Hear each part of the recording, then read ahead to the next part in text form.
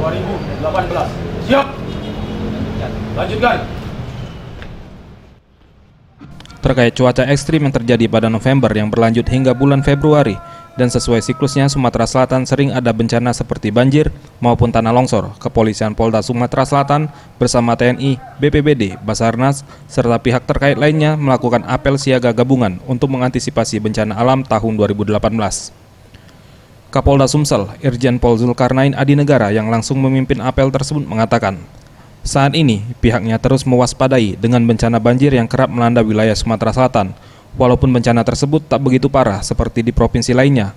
Walaupun begitu, dengan dilakukannya siaga khusus bencana musim hujan tersebut, diharapkan personel gabungan tersebut yang telah didukung peralatan penanggulangan bencana seperti alat berat, perahu karet, termasuk helikopter akan lebih siap mengantisipasi bencana yang sewaktu-waktu dapat terjadi. Ya, selama ini kan biasanya bencana banjir ya, walaupun akhir-akhir ini belum ada yang begitu parah seperti misalnya di kabupaten atau provinsi yang lain kita monitor, mohon maaf misalnya beberapa waktu yang lalu sampai ada banjir bandang.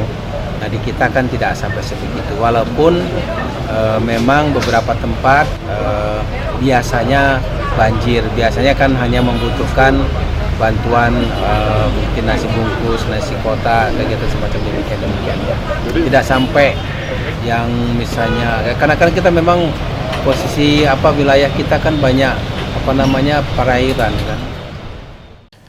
Kapolda Sumsel juga meminta kepada seluruh personel yang terlibat dalam apel siaga dapat mempersiapkan diri dan peralatan secara maksimal, sehingga sewaktu-waktu siap turun ke lokasi bencana untuk membantu masyarakat. Tim Liputan Sriwijaya TV.